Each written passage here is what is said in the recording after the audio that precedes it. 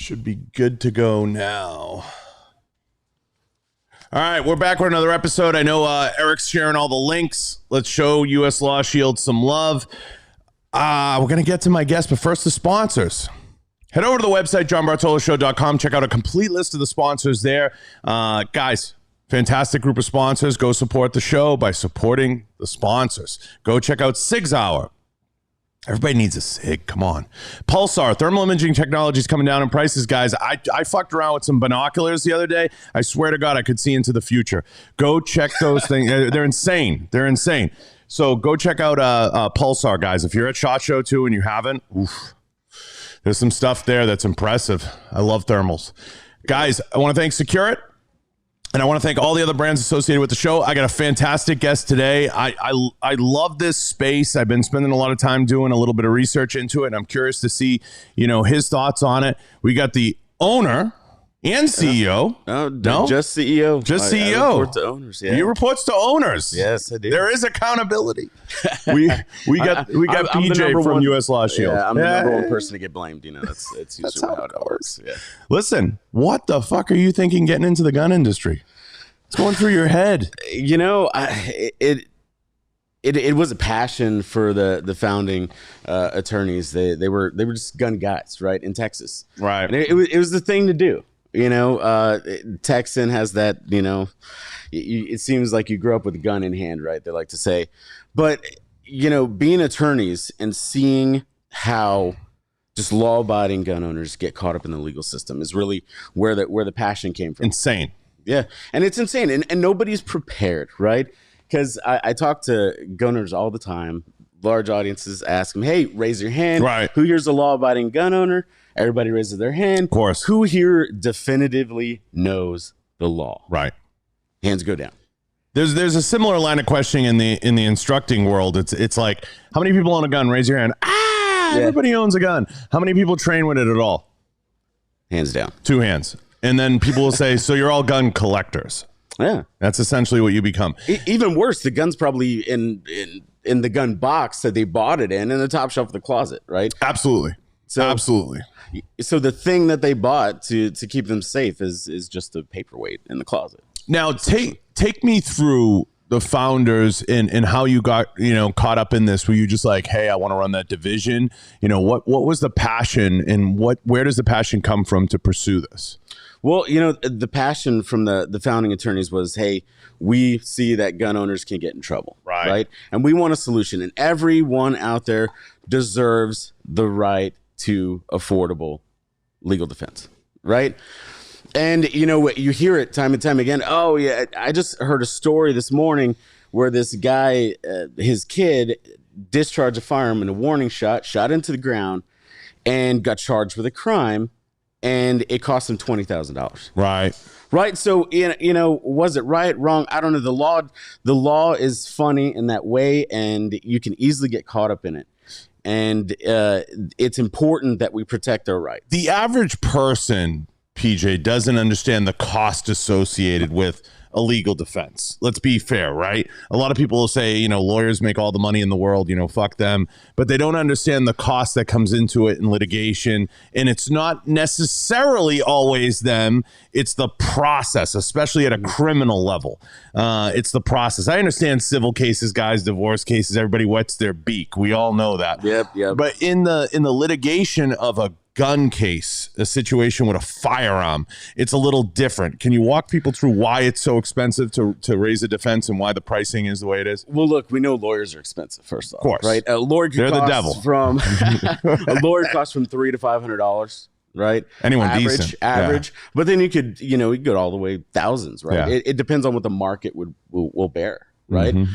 And so, it's a crapshoot. It depends on your case. What are the facts? What happened? Where did you break the law while doing it? And your case could be easy. It could be just like a phone call to the DA. It could be just your lawyer straightening it out. Like, hey, this is a good guy. There's no reason to charge him. He did this. It was immediately necessary to stop a crime, blah, blah, blah.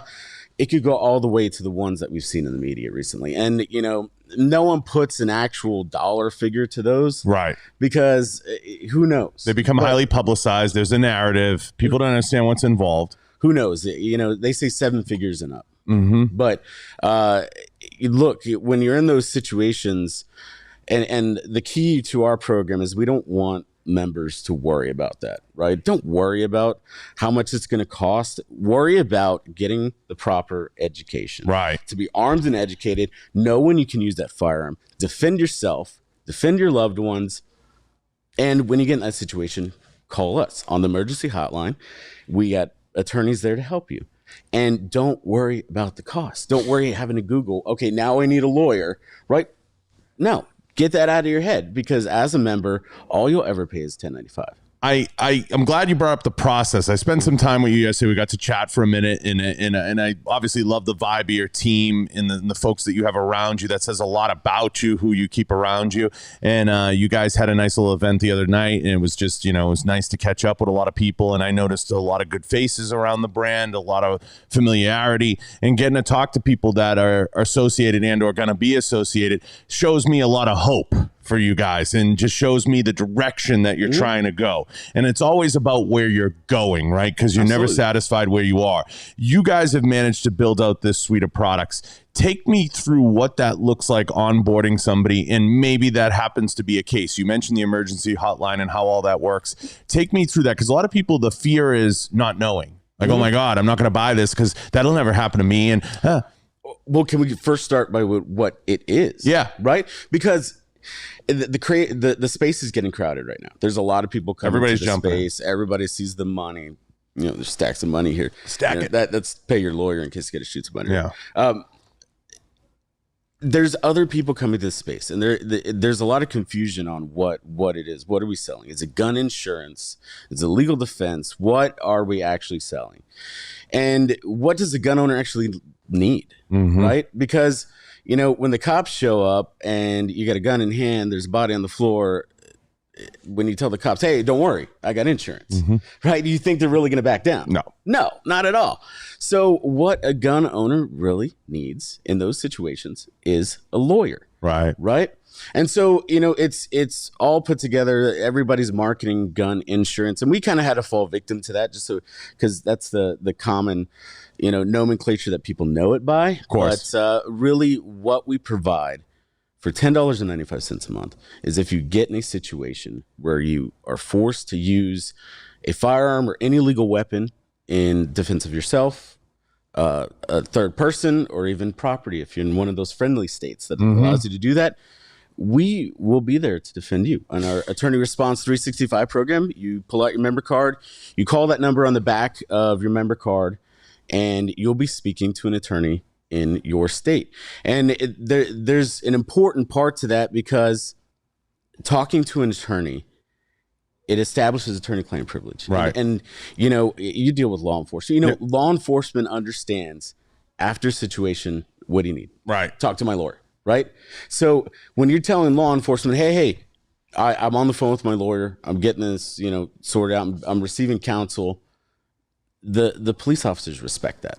Right. That's 100%. What they're trained to do. They respect it. And so it's putting that power back into the civilian gun owner to be able to do that as well and protect their rights. Empowering the individual is tremendously important. And I think the barrier of entry isn't just the $10 or $20, whatever it is a month, whatever it is to enroll in these programs. It's in the people understanding the process and understanding how to get access. And once they have those two things, process and access, they're going to feel at ease, right? Like once we know we can go to the store or go on Amazon and buy a TV, it's like, okay, it's easy. It really does show up the next day. Yeah. Prime works. It's almost too easy. It's almost too easy. And it's creating those examples. Now, what do you say about the guy who says, hey, PJ, listen, I got grabbed in an airport for taking my gun case off of a trolley. I'm in New York. Who has a New York permit? No one, right? And these cases have happened. I'm from Florida. I grabbed my case off the trolley. Now the cops want to detain me. Is that a situation where you guys jump into? That's a tough one. So first off, it is all too common that this happens, right? People take guns to the interstate, airport. And well, just taking the gun to the airport happens every single day. I think the TSA reports, hundreds of thousands of these incidents taking place. Luckily the laws have kept up with this as gun ownership has increased in America, and people who have carry licenses, a lot of times they're like, hey buddy, we found this carry on, it got caught by metal detectors, take that to your vehicle. Exactly. Right? But the people who get caught up are the constitutional carriers, or the people that don't have a license, because some states don't, it's not that easy. Right. I'm an advocate of constitutional carry, but I've been on record on this show saying I am an advocate of the permit process. Yeah. And there's reasons for that. And I've explained this to people on the show. I had a lot of politicians come through here. I just had Sam Brown in here. I've had a whole bunch of guys running for Senate, running for these seats. And I've said to them, what does constitutional carry mean? Nowhere in the Constitution it says you have the right to conceal. And that's what I try to explain to people. You don't necessarily have the right to conceal. And I say be wary of just constitutional carry being your barrier, because once they give everybody constitutional carry and they say, okay, it's constitutional carry across the board, then they say, they flip the switch and they say, now you have to have a concealed carry. We just reset what we spent the last 10 years getting to. So I get a little nervous with the whole constitutional carry thing. I like the permit process for number one reason. I have a lot of friends that are instructors. I like seeing the instructors make money. That's the wheel that spins around.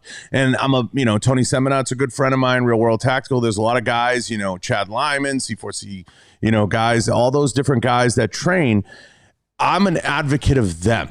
And I like to see them make money. Does that mean I want to see a permit process that's invasive and this long, arduous thing that nobody wants to go through? No, not necessarily. It should never be the May issue, right? Right, right. Where you got politicians, government entities trying to, police. Oh yeah, I'll let this guy get a gun, or I'll let this guy get a permit.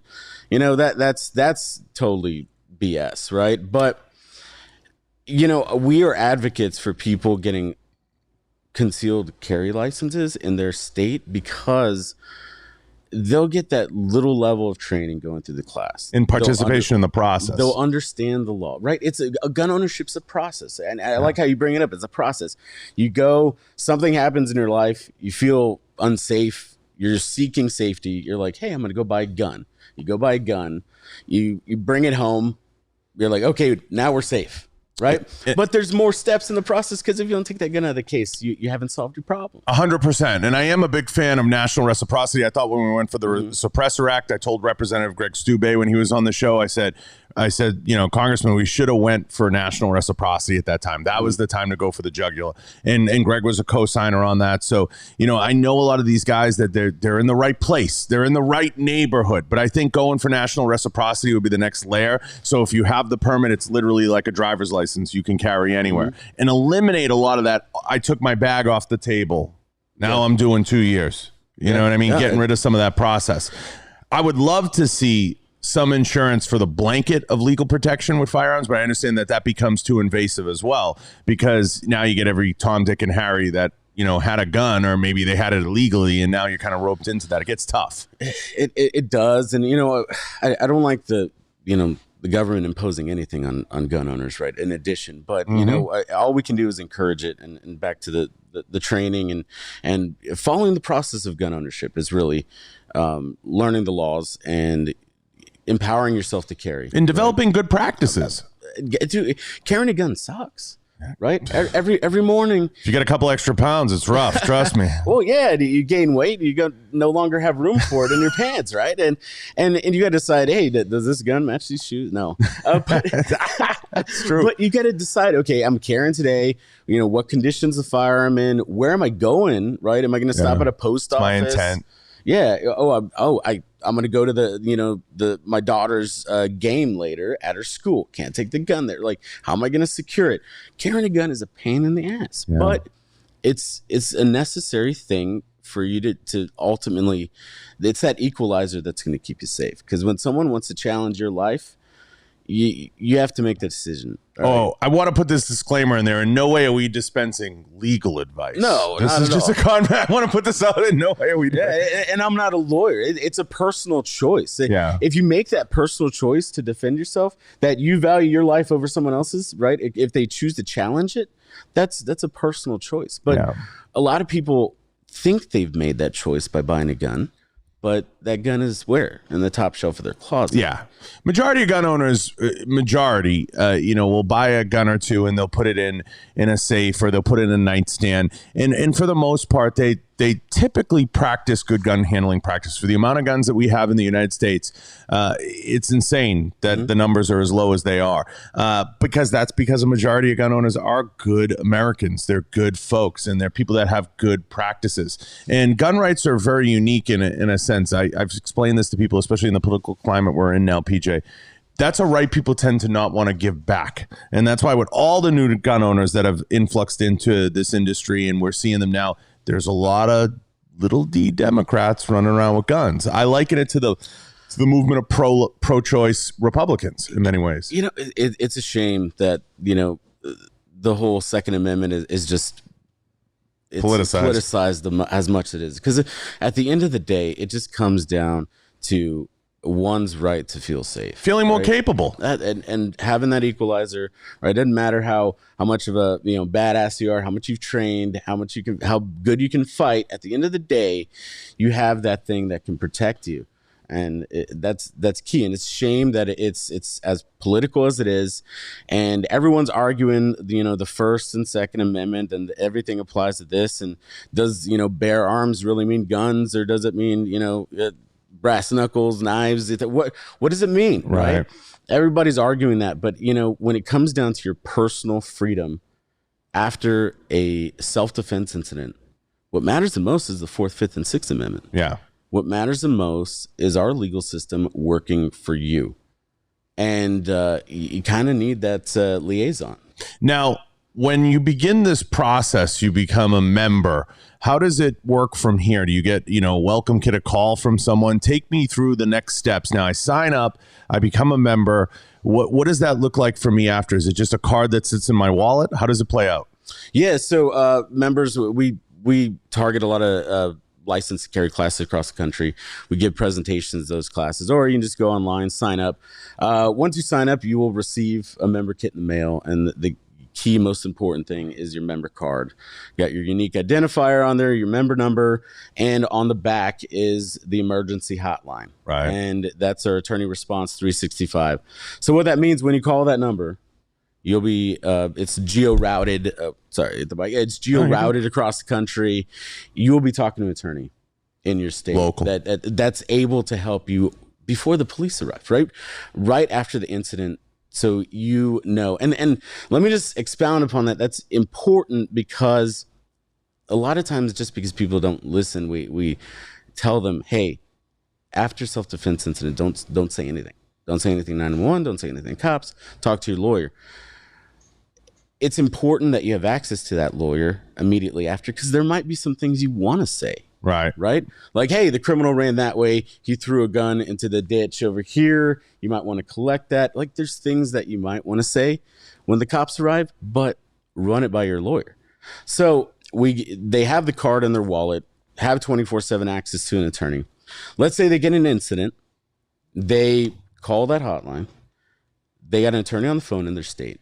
They're establishing that attorney-client privilege, right? And we discussed how important that is. Then our attorney will be there every step of the way, through the police investigation, through talking back and forth to the DA, when charges, grand jury, all the way trial. We'll be there, and you pay nothing but your membership of $10.95 a month. Insane. Very reasonable. Very reasonable. That we wanted to make this affordable because it's a passion. It's something we truly believe in. This program is founded by attorneys. We know what the gun owners really need out there, because we've seen it. It was designed by attorneys. All that other fluff that people are putting in the market right now, it's crazy, right? I mean, people are paying monthly fees for crime scene cleanup. I mean, what is that?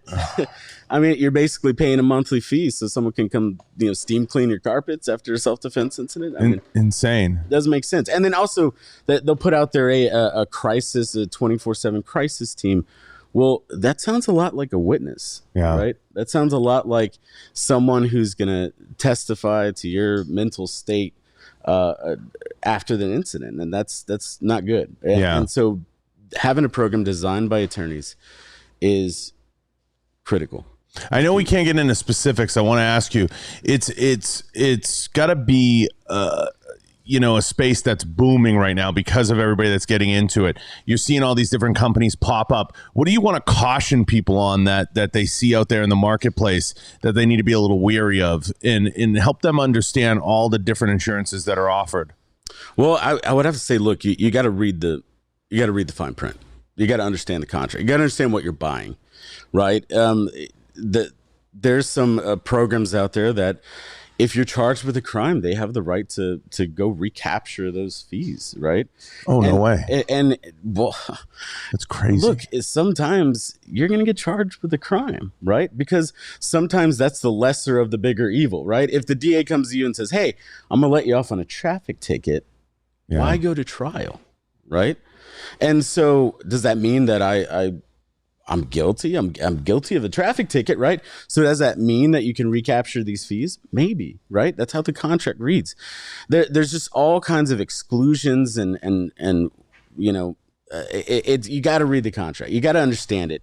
And then some other programs require you to have your license to carry. Some programs only cover certain states.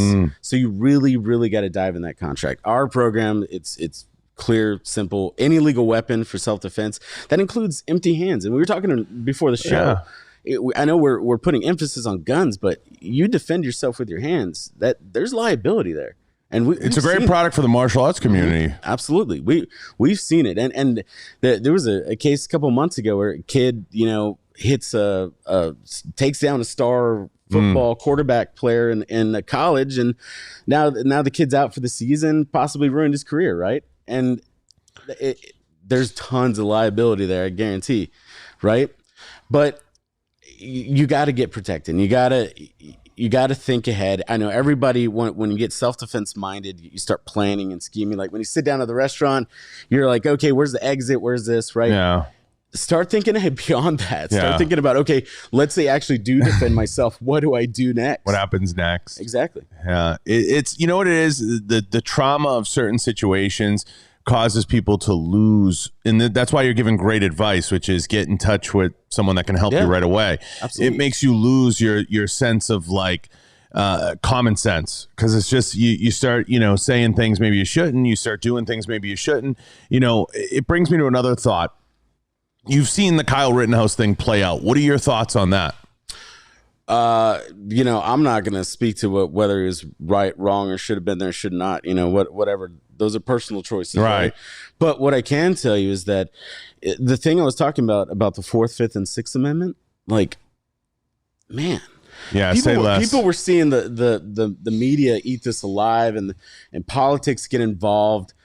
But what we saw was 4th, 5th, and 6th Amendments on play, getting twisted, getting abused, right? And that is, wow, that is shocking. And to see how much influence came from the media and the politicians, that is the scariest thing, because that it's not, it's violating what we hold true with this legal system, and what you're counting on to protect you. I love that he got everything right, which was a blessing for our community. The fact that he literally got everything right, which is insane for a 17-year-old. I don't like necessarily that he's gone on the lecture tour now. I don't necessarily know that that's a smart thing playing out later, but we'll see. There's a case, because God, when you look at the facts, when you narrow down the case to just that little window in time, when he had to make that life or death decision, it all makes sense. The law makes sense. His actions make sense, test, right? But when you start extending outward, and what was he doing before? Who did he talk to? What shirt did he wear? And so there's a case going on right now in I think it's West Texas, right? Oh, the facts are horrible as you start going out and realizing why that this argument started. Right. But when you narrow it down to that point in time when a life or death situation was having to be made, it sometimes makes sense. Yeah. And a lot of times it makes sense. People got to understand, narratively speaking, there are good and bad narratives. It's not a bad thing when you defend yourself. It might be a bad thing when you kill your drug dealer to score drugs. Like, that might be a bad idea. Well, that goes back to understanding the law, because a lot of states, you lose all these standard ground, you lose all these presumptions if you are committing a crime. Yeah. Right. So you're buying drugs, you shoot your drug dealer because the deal went bad. Yeah, you're probably not gonna, see the favor of the DA. Right. Could be a clean shoot, but it's probably it's gonna be a tough narrative. It's totally tough, and you'll have to. It'll be a long road. It's gonna be a long game. It's not covered. Exactly. If you're buying drugs. So it's bad. Now, how you designed this hotline, and I know it's incredibly important today for people to feel like they're actually talking to a human being. And was that in this part of the process? I know that's something that is important to you guys. That kind of raises the bar a little bit in this industry, where you actually get to a live person. What's the turnaround time on that a lawyer will be in touch with you? Immediately you call that number. An attorney will be on the phone. And it's key, because you brought up adrenaline. Like, after the worst day of your life, nobody wants to shoot anybody. I mean, there's some people that might, but, I'm sure there is. But most law-abiding good people don't want to shoot people, right? And so it's the worst day of your life. Adrenaline's running. The last thing you want to do is talk to people and run your mouth and get yourself in a situation. It's important to talk to your attorney. So there was a situation, and I can't give the facts. And that's another thing, is we've helped tons of high profile cases, but when they don't want us to talk about it, I respect the members' rights. Of course. And so, but we've seen it play out, police cam footage where the member's on the phone with his attorney, and he's like, "Hey, I got my attorney on the phone," and the police back off. Right. They're like, and previously they were like, answer the phone if you're family, tell them you're okay, then hang up the phone. Yeah. But once he said the magic words that I'm talking to my lawyer, police back off. They understand it. All right, I'll give you time. He needs counsel, right? So that talking to a live person, helping you sort the situation out, sort the facts out, tell the police on scene what they need to know. Like I said, the guy threw a weapon in the ditch. He ran that way. He was wearing X, Y, and Z, right? Those are important facts that should come out. And that's where, law enforcement's going to argue, like, yeah, we need those facts. And I agree, but do not give them until you consult with your attorney. And you have to the legal system is a big time cottage industry. You have to have somebody that can walk you through what needs to be filed, because they can jam you up for a piece of paper. Oh, I mean, easily. And I think people don't necessarily know that. And they sit back and they kind of think, I'll get somebody court appointed. They'll help me, and then maybe I'll find someone. Maybe my uncle will get $500 and I can get somebody for an hour, or they'll take it on pro bono. It doesn't work that way. We only hear about the high profile pro bono. It doesn't work that way. Look, some of the biggest common misconceptions out there are like a court appointed attorneys, right? That usually doesn't happen. You have to prove that you're indigent, which if you got a job, you make any kind of money, you're probably not. So, right? So a guy doesn't walk in with a briefcase 5 minutes later and say, "I'm here to defend you." No, and that's the thing. We fight all these common misconceptions that come from TV, right? Mm-hmm. Like, there's always DNA evidence that's going to solve everything, right? The guy pulls it out last minute, the file, the DNA evidence. No, man, it's not like that. It's a system. Which it's called the legal system. Yeah. It's a system. And just like most systems, there's imperfections. And most of those imperfections come from the people that run the system. And who are those people? Well, police officers are the very start. And they have a tough job. Super. Tough job. And they're getting scrutinized like crazy right now. Right. So they then pass it on. They do their job, pass it on. Then you got DAs. They're basically politicians, right? Mm-hmm. Then you have judges who, there's two people that people say, "Oh, I don't like politicians or lawyers." Well, judges both. Right. And then you got the potential jury. And then the whole process, all these people that come together to execute this process, and flawed. It's flawed by the people, the media, the politics, and it's tough, and that's truly why you need protection. I mean, there are tremendous refinements that can be made to every process. Obviously, even like the permitting process, and people have to understand. I break it down to them just like you did with the legal system.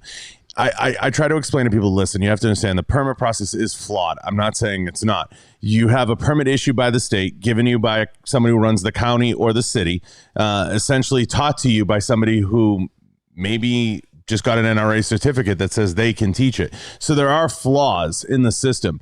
Do you make it more rigid? Do you make it looser? We don't know. Who knows? We don't have all the answers. It's a very difficult recipe to kind of cook up every time the same. It doesn't always come out the same. Well, I like to promote personal responsibility, but the reality is, people aren't going to do it, right? And the other side of the argument loves statistics, right? Loves to put these fancy infographics up on how gun ownership is on the rise, crime is on the rise, things are bad, and they love throwing stats out. And gun owners jumping into gun ownership and not learning the very basics of the law, the very basics of when they can use a gun or where they can carry, it's dangerous because it increases those stats, right? Increases the argument on the other side. So at the very least, I encourage every person who decides to have a firearm for their own personal safety, take a class, get educated on the law. We offer seminars all over the country, hundreds of them every month, for that very reason, to educate gun owners. Right? I want to definitely get into this with you too.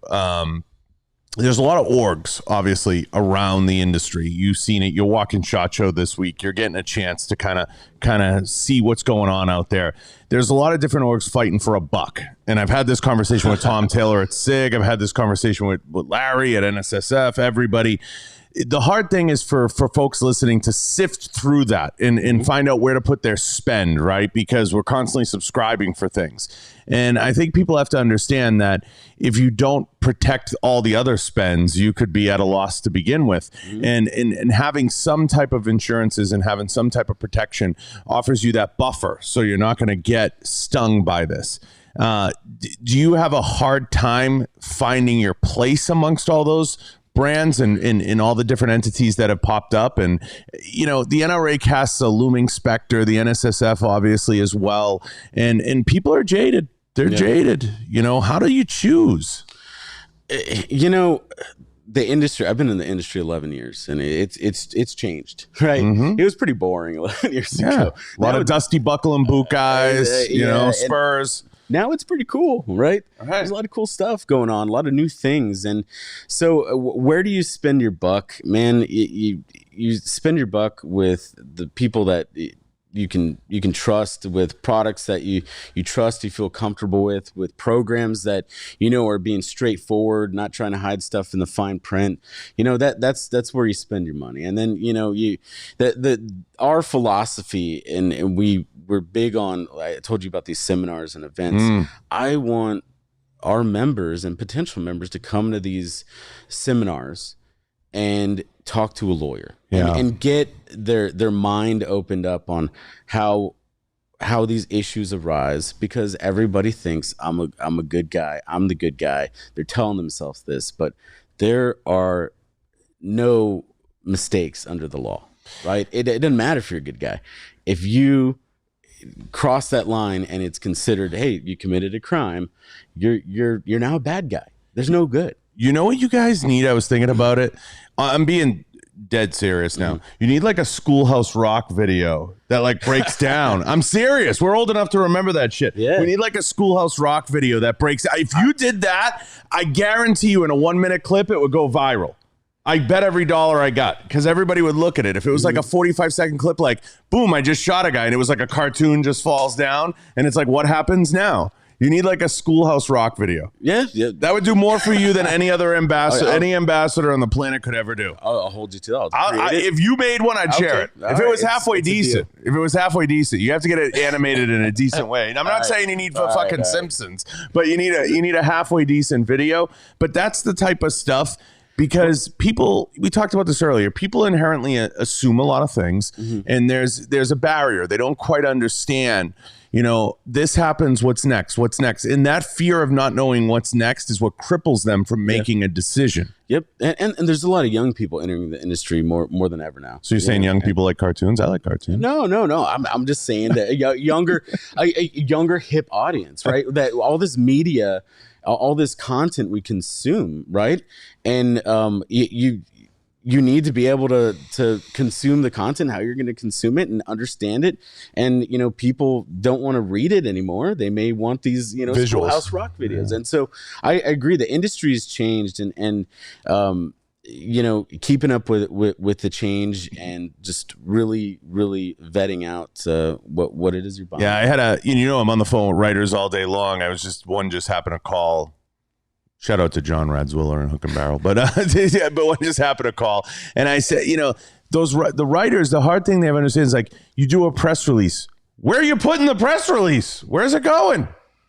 Where's it going in this industry? So you have to have these foot soldiers out there. Now the mistake a lot of companies make is they don't make palatable content that people want to consume. Yeah. And you have to make the process a part of that and understand where marketing and sales weave together. And you people, the more they understand it, like, I know I need insurance on my house. I'm not buying a roof. You know what I mean? I'm not buying those things. I know I need insurance because if I break my leg, it's going to cost $9 million to get it reset.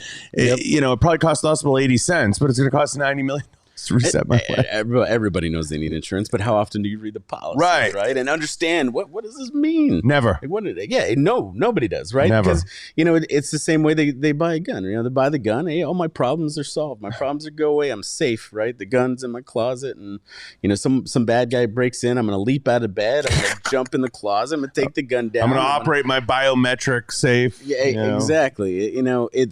We tend to consumers, we spend to solve problems, but then we lie to ourselves that it solved our problems. Right. That's kind of the way consumers work now. So, and that's why we put a heavy emphasis on grassroots efforts and getting out there in the community. I want the members to meet their lawyer, their independent program attorney, come to the seminar and meet an independent program attorney who may or may be the one that's defending you, but more importantly, is giving you the information.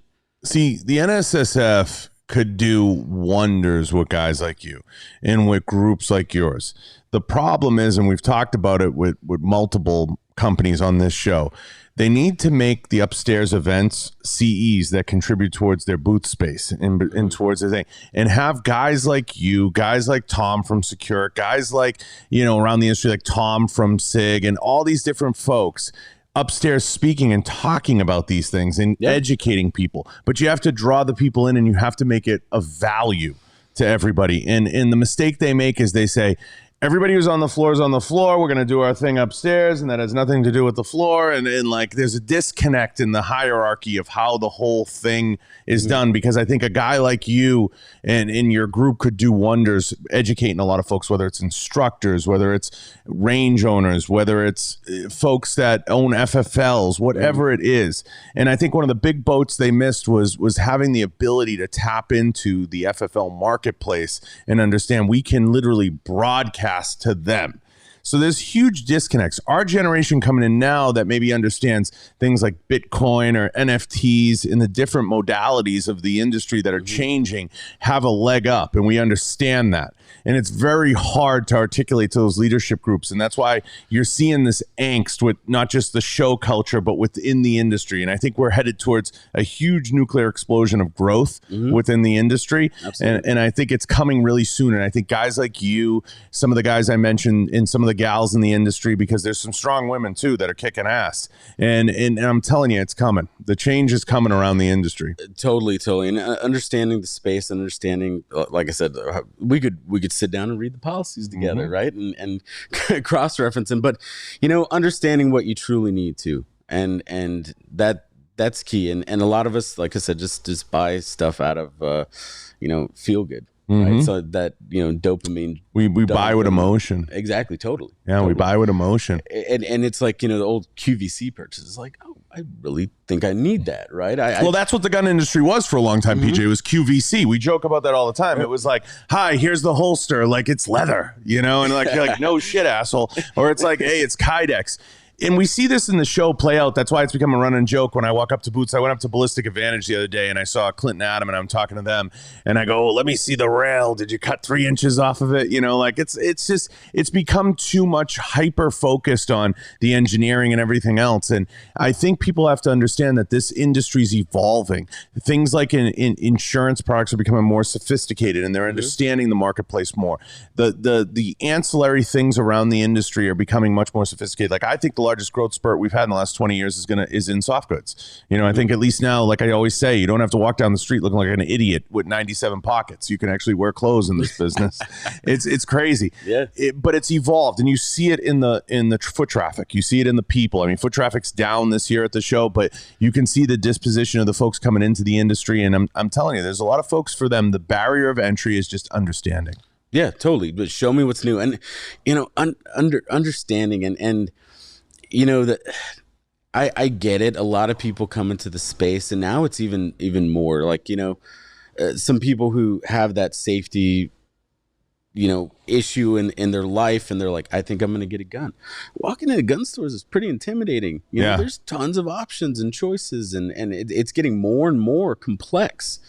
And you know, the guy on the counter may offer you the gun he's getting the biggest spiff off of, right? And they're scared, yeah. So you know, a lot of fear. Yeah, and you know, that's where you got to find a good instructor, find a reputable range, and gun store, and you know, find what's right for you, because the right gun for you is the one you're going to carry. Yeah. Like you said, carrying a gun's a pain in the ass, right? I've been through several carry guns, and I'm like, all right, this one's bothering me. Let me switch it up. And, you know, eventually I find out, you know, my leather's all getting messed up in the car and stuff like that. But, you know, the right gun for you is the one you're going to carry. And now there's an infinite amount of choices, and it's overwhelming for the I tell consumer. folks all the time, the best concealed carry gun is the one you can conceal and shoot the most accurately. That's what I tell people all the time. Exactly, that's the best concealed carry gun. You know, you could have you know, 1,000 rounds, but if you can't hit anything, it's pointless, right? You're just making a bunch of noise. You're just making noise. It's an interesting business. Now, you've walked around SHOT today and the other day, and you'll be back on the floor today. You know, when you look at the industry and you see and you get to meet the folks, where do you get your passion from? You just love answering the questions? Is it about explaining the insurance? You know, I love when I'm talking to someone and I just see that aha moment, right? Like literally that gun journey, right? Yeah. Safety, concerns, gun solution, gun purchased, gun in closet, stop, right? Hard stop. And then some people, okay, well, maybe they stop because they don't have the right information. They don't know, well, where can I carry? And then they Google and they get a bunch of conflicting information. They watch 60-second videos, everything you need to know about gun law and carrying in 60 seconds. And then at the end, it's like, hey, check your state laws. This may or may not apply, you know, blah, blah, blah, blah.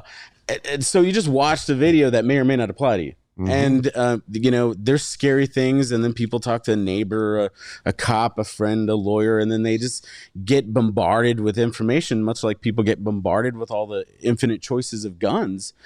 And you got to sort through it. And, you know, I think that's the biggest thing that I enjoy about talking to people on the floor is opening up, giving them the eyes. education. Yeah. And I get people, you know, the other day I had to pull my gun on a guy and this happened. And I'm like, oh, well, okay, what'd you do? And nothing. Well, nothing happened. I was like, yeah, but something could have happened. Yeah. Right.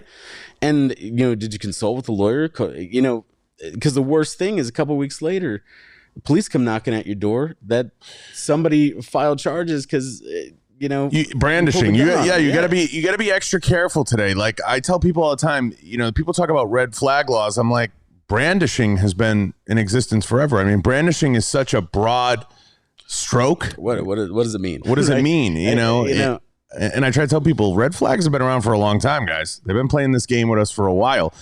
Brandishing was one of the greatest quote unquote red flag type terms that ever existed. 11 years ago, coming into the industry, people were like, the biggest question is like, oh, what if I'm carrying my gun concealed and I'm, reaching the top shelf in the store, my gun's exposed, somebody calls the cops, I'm now in jail, It's a gray. Was he imprinting? Did he take it out and wave it at somebody? Yeah, you hope there's a degree of being reasonable there on both sides, Decorum. you and, the police and the DA, you hope there's a sense of reasonableness. Like, come on, are we really dealing with this, right? But, fast forward to now, there's none. Fast forward to now. Well, it's common. Guns are huge now, and they're common. And people need to get that education, because I was recently I buy like rental properties and stuff like that, and I tour rental properties, and there's just unlocked guns in places, right? You open a drawer, there's a gun. Like, oh my gosh, the liability and the issues behind that, right? Huge. People need to secure their guns, but they need that training, right? That their safety narrative and their gun journey does not stop at buying the gun. 100%. Captain Spire said, holding, pointing, and brandishing a handgun are three different things. Yes, they are. But who's interpreting those? Who's interpreting them? And that's what you have to be a little careful of. It's the interpretation and how you explain it, and understanding that somebody somewhere is going to make a decision in their paperwork on that. And then you're into the process. So they're all very, I don't want to say gray, but loose constructs. Then the law does that for a reason. It depends on what state you're in, right? Yeah. It depends what the black and white text says on your law. Depends what cases have been, interpreted off that law, set precedents. It depends on your DA, that municipality. There's just so many factors, right? But, at the end of the day, you carry a gun to feel safe. You carry a gun for that moment that, like I said, someone's going to challenge your life. The unthought of moment. And, I all I can say, John, is I'm prepared for that, right? I've made the choice. If someone wants to challenge my life, I've made the choice. I'm going to take care of it. I'm going to preserve my life. Now, what comes after that? Well, I've been trained up and knowledgeable enough to know what the steps are. Exactly. But do I know the outcome? No. Yeah. I hope I do everything right. I want to ask you, where do you see it all going? How do you see it all? Do you think it'll relax a little bit? Like, do you think just the temperament of the country, where we're at, in that always guilty until proven innocent approach, do you think it's going to relax or roll back a little bit, especially with midterms coming? Who knows, man? I don't know. And it all depends where you're at in the country, man. To be honest, I live in Texas, and Texas is pretty relaxed when it comes to a lot of gun stuff. But there's some states that, you hear the horror stories of like someone accidentally entering New Jersey with, having a gun on them, having hollow points, and oh my God, now they're facing. And they're going to like a match. Yeah. Or something. Or some, or they it's just very forgot. mundane, Or usually. just forgot. Law-abiding person forgot, crosses over New Jersey. Now they're a felon, and so is that going to lighten up?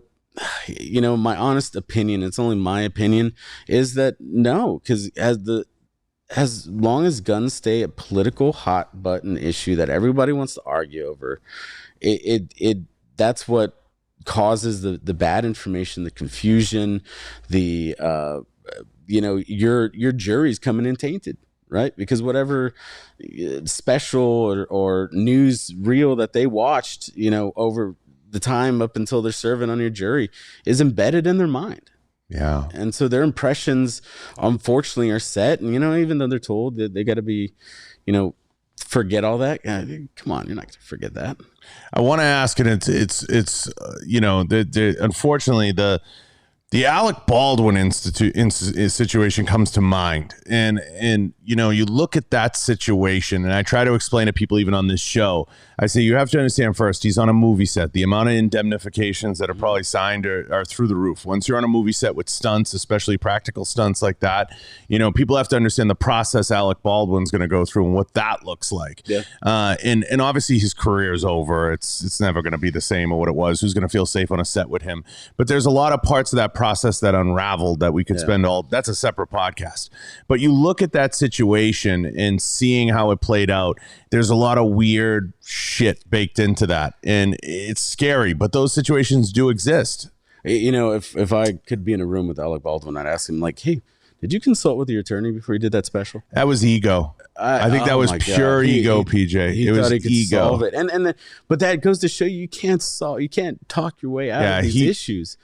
And look, man, my take on that, and my personal opinion is that growing up, there were guns around. When I was a kid, there were guns around. We knew not to touch them, right? We knew they went bang and bad things happen, and we respected that. Right now, we're not teaching our kids to respect these guns and knives, and we've kind of mystified them. Yeah, and that's where all these issues come from, because everybody needs to know the very basics of gun safety. I told you I was viewing those homes. There were guns laying around everywhere. I would tell the realtor, like, what if some kid walks in here and finds that gun, right? You got to search the house before. And he's like, well, I don't know how to handle a gun. I'm like, what do you mean?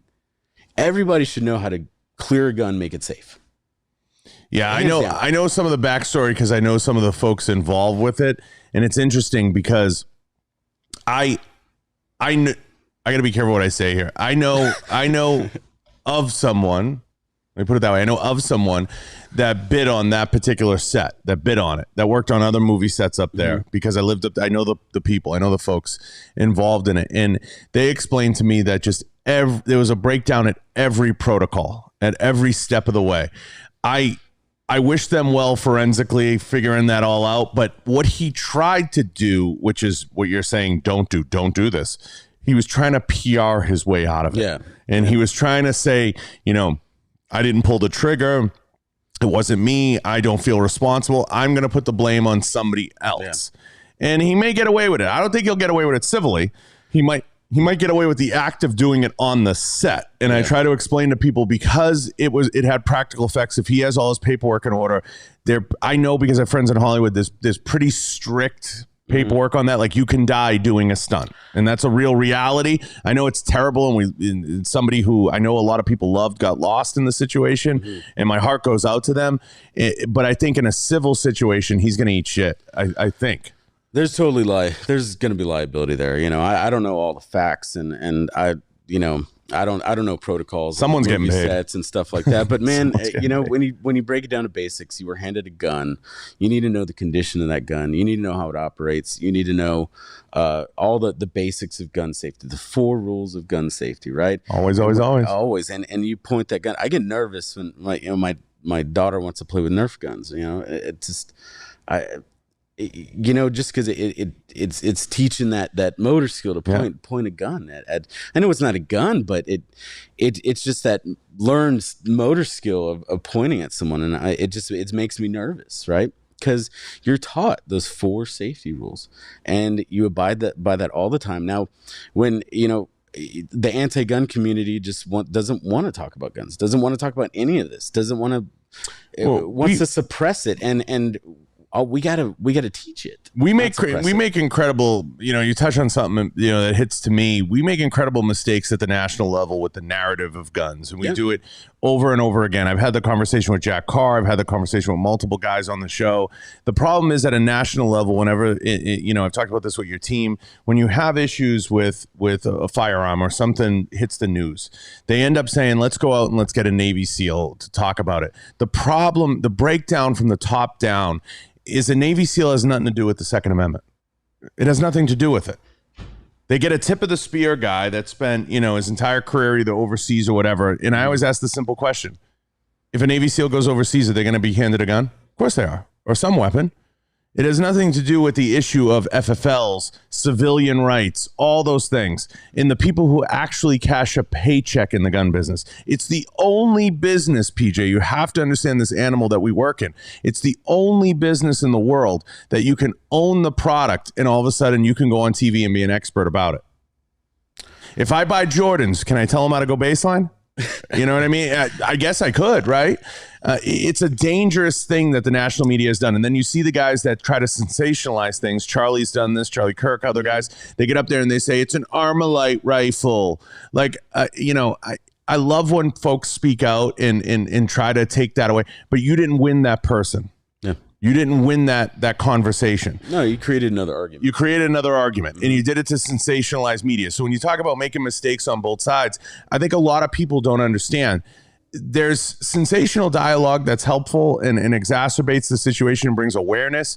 But then, and I think that's good. But I think overly indulging in that and saying, the media has become like, if you have a book to hawk or you're doing whatever, hey, I will let my buddy on down the street. That's how it works now. And people got to understand that. Yeah, in innovation in industry, it's important, right? Coming up with all these new products and things like that. But what's scary is how skirting the lines they are of regulation. And well, the scary part of that is people buy these products and don't know how skirted that line is, and how when the ATF decides to say, nope, that's on this list, you're now a criminal. Yeah.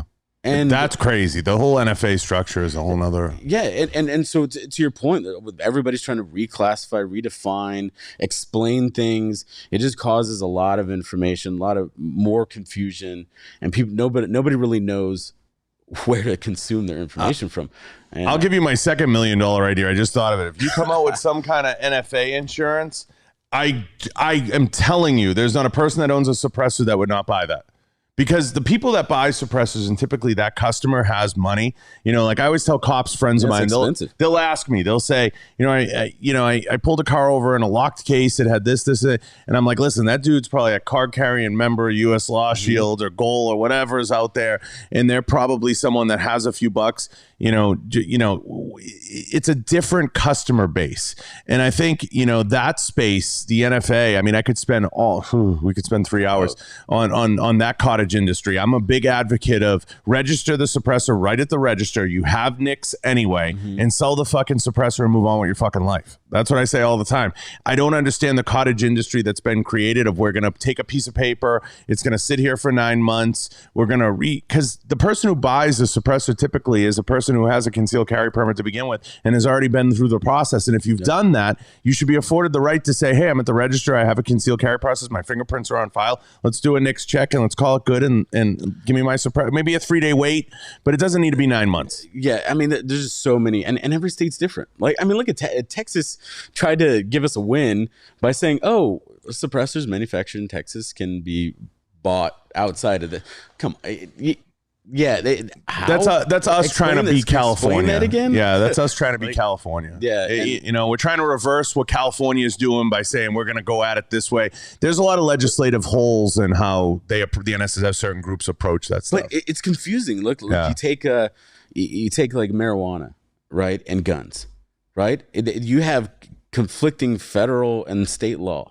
Huge, right? And there's that's one is like, okay, well, who's going to be the poster child for the issue, right? Because I don't know what it's confusing. Yeah, I don't know what it really means. All I know is that marijuana is still federally illegal, right?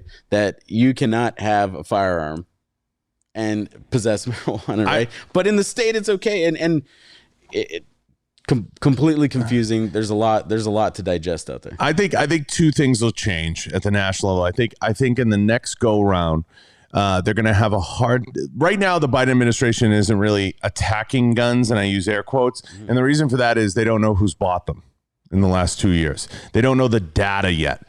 So when they start to know the data, that's when they'll come out with the talking points and everything else. We heard, of terrible ATF nominations coming down the pike. And, we saw that kind of go by the wayside and kind of die down a little bit with the administration because they just don't know who the gun owners are. And he can't do the Keystone Pipeline thing. He can't do open borders, and he can't do the gun. He can't do all three. It's a recipe for disaster. I mean, do the math. They know who bought those guns. Yeah, right? They know. It bled to the other side. Yeah. And as it should, because the lot of the narratives coming from that side is that, your safety, call 911. They fuck police. They felt it. Yeah. It's confusing, but they felt it. They felt their safety being challenged, and they looked for a solution, and they came to the other side a little bit. But the polarization is dangerous in the way these laws are being written, is because they're just they're getting passed a little frivolously, and it causes all this ambiguity, and it's going to cause issues for there's a lot of ambiguity. They're not going to be able to get anything through PJ anytime soon. No. There's a lot of distrust. There's a lot to unravel. I want to ask you this, and I know we'll be pressed for time, but where does it go from here for U.S. Law Shield? What's the next step? I know you're here at SHOT Show this week. Mm-hmm. What do you guys have planned? I know the industry is moving towards micro events and starting to create more of a colloquial community within each manufacturer structure and each company structure. Where does it go from here for you guys, and what do the next steps look like? Well, when we started out, nobody knew of a program like this existed, right? Nobody knew they needed it. Nobody knew they needed a lawyer after a self-defense incident. They're like, oh, we got Castle Doctrine, we got Stand Your Ground. It's pretty plain and simple. Well, it's not. So the education on that has progressed. And then with competition coming into the market, there's more education. People are understanding they need a product like ours.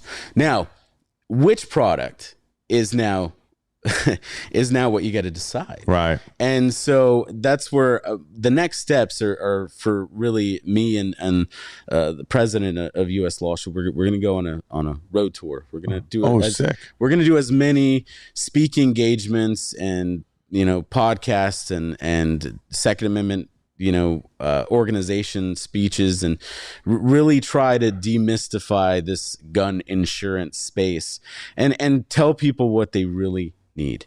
I'm telling you, a Schoolhouse Rock video. If you had that right before you go on stage, or speak, everyone will be like, "Okay, I get it now." Wow, exactly. I think that's something.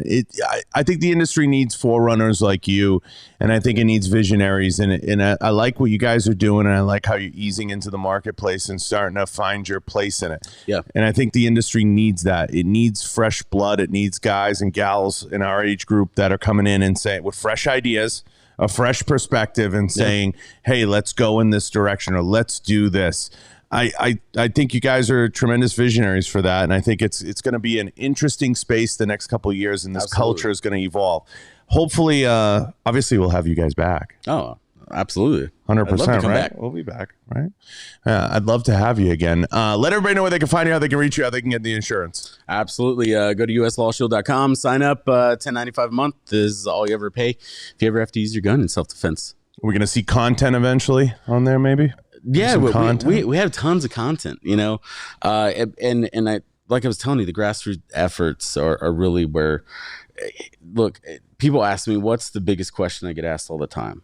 Or what's my favorite question that I get asked by gun owners? And my response to that is the personal question, right? Because everybody's got that one question they don't want to ask on a chat or a forum, and they want to ask it to an attorney, right? And that's like the one question that's keeping them from caring every day. Yeah. And it's burning in them, and they think their situation's so special that they can't solve it, right? They can't Google their way out of this paper bag, right? And so, when they can come to one of our seminars, talk to an attorney, get their personal question answered, that those aha moments, what I live for, John. The aha moments, like, holy crap, I didn't know the law said that. Holy crap, I didn't know I needed an attorney. Yeah. Holy crap, I didn't know the legal system was, has had issues. As slodgy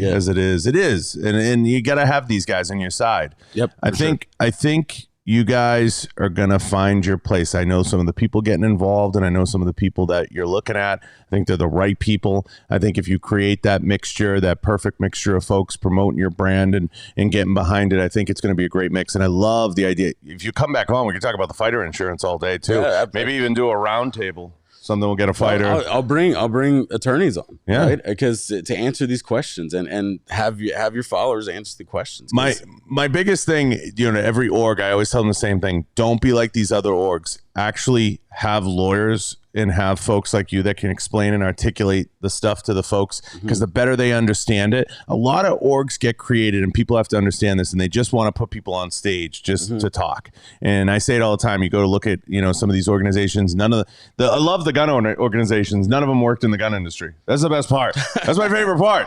If you ask them, hey, where'd you work before? Were you like Mossberg or something? They're like, no, I retail. Right. I got this job. I swear to God, somebody one time said to me, they go, I used to work at my family's motel. I swear to God. I was like, but now they're gonna. And now you work at, I'm not going to say the name of the org, but these orgs are riddled with that type of stuff. Yeah, and look, John, I'm not an attorney. I run this program. I run the business, but I got attorneys. I have tons in every state. We can get answers to people right quickly, and our attorneys are very careful because they'll get on and you say, hey, look, I'm a Texas attorney. I can't answer specifics because it is that specific, right? The quotation marks around expert, it's gotten very, very loose, the definition of expert. Very loose. Our attorneys and our program attorneys are here for our members to be the go-to for information. Well, listen, I love having you, and you're welcome back anytime. We'll put some of that stuff together. I'm sure we'll talk offline for a few. Thank you. Oh, you're welcome. Thank you for coming in. I appreciate you taking the time, and the whole team, of course. Sponsors. Head over to the website. Go check out all the list of sponsors there. There's tons of links to click, guys. We're putting more and more content on the website. Go check us out on Getter.